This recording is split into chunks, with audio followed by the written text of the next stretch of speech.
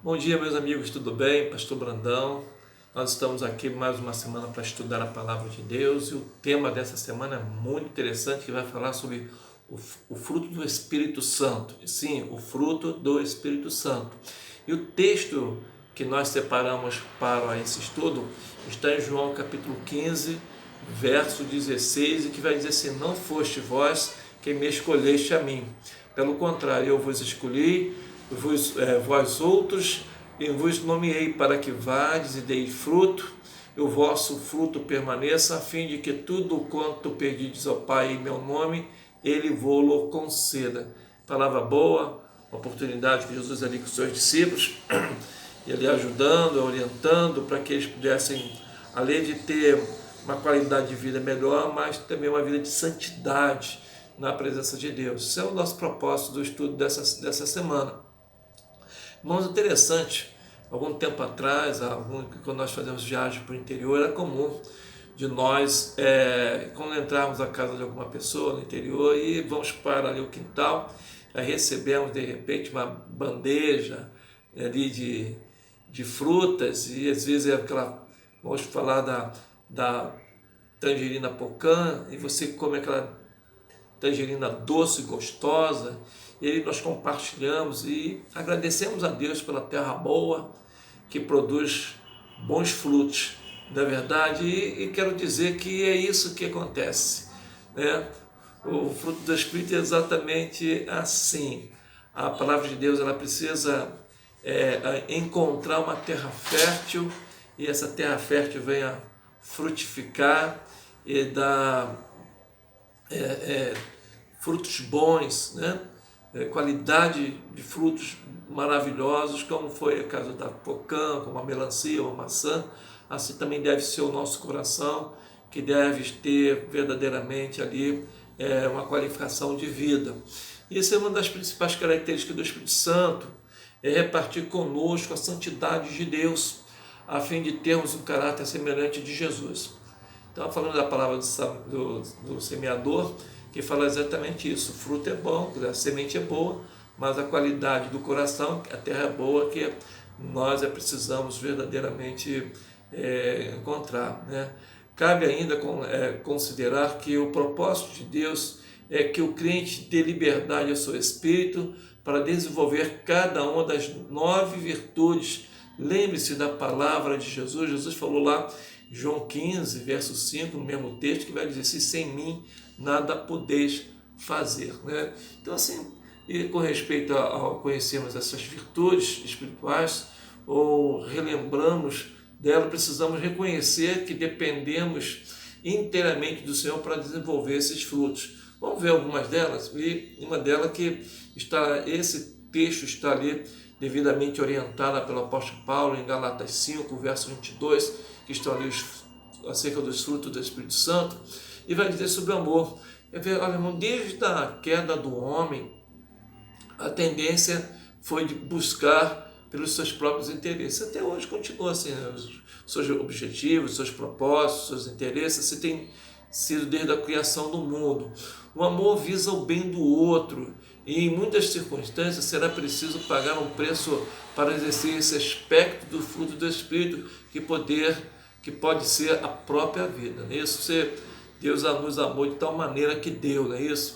E o amor de Deus é um amor sem interesse, né? Deus nos ama e Ele fica na expectativa que esse amor possa ser respondido. Na verdade, a Bíblia nos ensina que Deus é amor e Ele deseja que possamos desenvolvê-la, este sentimento divino. Nada nos identifica mais com os discípulos de Jesus do que o exercício do amor.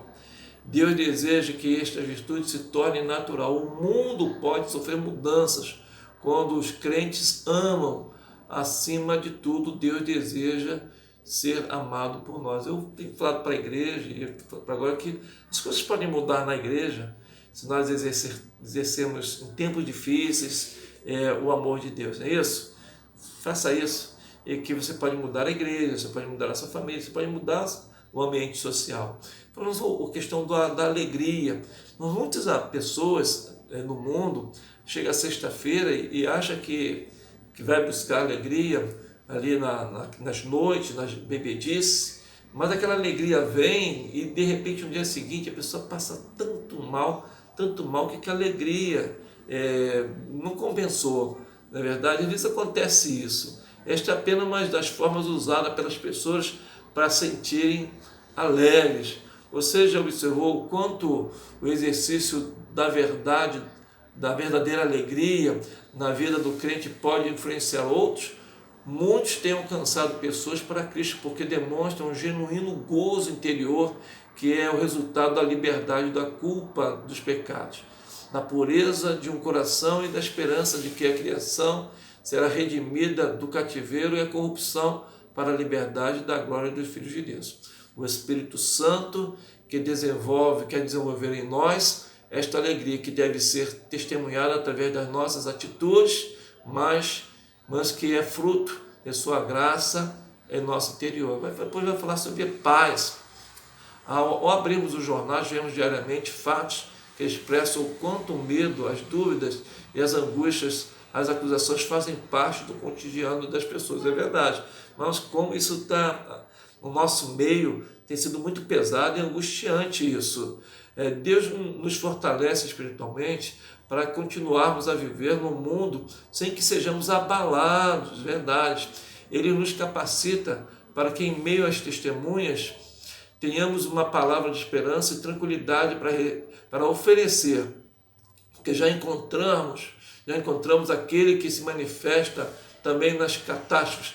Em Cristo Jesus, o Espírito de Deus quer produzir esta preciosa virtude, pois Ele é a verdadeira paz. Você pacificador, quando eu vejo assim a paz do fruto, eu vejo ser pacificador, aquele que não deixa que o problema, a discussão, ele venha se desenvolver. Então a paz é aquele que trabalha e valoriza para que tenhamos um ambiente mais tranquilo. Quanto nós precisamos disso na igreja, na família de Deus, não é isso? Vai falar sobre a benignidade.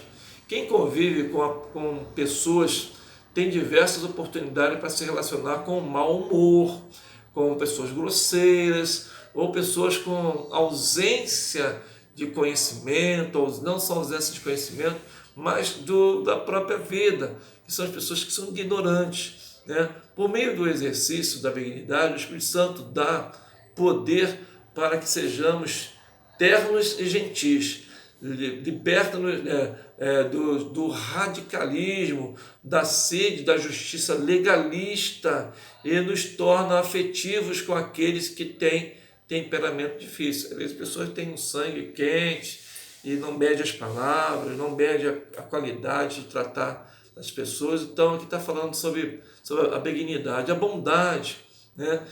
Quando o jovem rico encontrou-se com Jesus, o Senhor afirmou que ninguém é bom senão um que é Deus, não é verdade? A bondade está ligada ao caráter, está intimamente associada à personalidade da pessoa, e por meio desta virtude que o amor entra em ação. Ele caminha com outras virtudes que fazem parte do fruto do Espírito, assim como as asas de um mesmo pássaro. Fidelidade, irmão, como o amor de Deus, a nossa relação precisa de ser fidelidade, que eu gosto de falar de temor, né? A fidelidade de não tirar os olhos de Deus e não tirar os olhos de quem você ama. Todos nós já tivemos a dúvida de podermos contar um segredo a alguém. Não temos certeza de que essa pessoa vai entender direitinho ou se falará com outra sobre o assunto. O Espírito Santo deseja também que sejamos inteiramente confiáveis, quer nos capacitar para conservar uma confidência, cumprir compromisso, estar juntos de alguém na hora que todos os abandonam. Lembra das mulheres lá que estiveram com Jesus exatamente quando Jesus foi ali crucificado e depois foi abandonado pelos seus discípulos? Devemos lembrar que acima de qualquer pessoa, devemos inteiramente ser fiéis a Deus. Se temos dificuldade nesta área, devemos orar para que Deus venha nos ajudar. Sobre mansidão, você lembra de mansidão? Você lembra de Moisés? Moisés, ele começou a sua vida, ele era um cara muito irado, e a Bíblia diz que ele chegou a matar até um certo um homem, e ele passou por esse descontrole emocional, né, quando ele matou um homem. Mas pela graça de Deus, Moisés foi transformado e se tornou o homem mais manso da terra. Está em Números 12, 3. E é bom lembrar que ele foi também caluniado pelos seus próprios irmãos. O próprio texto de Números 12 vai falar: porém, apesar da sua posição de autoridade dada por Deus, Moisés não fez justiça com as suas próprias mãos. Cuidado com a gente tem feito aí justiça com nossas próprias mãos, achando que nós podemos falar tudo e de todos, não é isso? Deus quer desenvolver em nós esta condição de humildade, dar visão de quem realmente somos em Cristo Jesus. A fim de sermos mansos, devemos lembrar do ensino do Senhor: os mansos herdarão a terra. Mateus 5, verso 5 vai falar sobre isso, né? E o domínio do Espírito Santo, né? O sábio nos disse que quem domina o próprio Espírito é superior aos heróis que tomam uma cidade inteira. Está em Provérbios 16, 32. Como é tocante ver pessoas que se arrependem por algo errado que nos falou, ou que falou fora de hora. O jovem que chora por envolvimentos que deixou marcas em sua vida. Mas é bom saber que Deus quer, por meio do Espírito Santo, dar condições para sermos sóbrios e tomarmos decisões apoiadas com sua ajuda, de sermos temperantes em nossas ações. Assim desenvolveremos mais esta virtude do Espírito Santo. Mas Deus nos escolheu e nos abençoou para que pudéssemos frutificar. Que nossa terra, nosso coração seja uma terra fértil, para que essa semente do fruto do Espírito Santo, essas virtudes sejam sobre nós, o caráter do Senhor seja sobre nós, a santidade seja sobre a nossa vida, e a forma, a arte de saber lidar com as pessoas, não é verdade? Então eu quero lembrar, não foi vós que escolheste a mim, mas pelo contrário, eu vos escolhi, a vós outros, vos designei para que vades e deis frutos, e o vosso fruto permaneça, a fim de que tudo que pedides ao Pai em meu nome, Ele vos conceda, como Jesus falou ali em João 15, 16. Que Deus abençoe você, que Deus abençoe. Segunda, terça-feira, vamos conversar sobre isso. Que Deus abençoe um mês de maio maravilhoso para todos nós. Amém? Que Deus abençoe. Até a próxima semana.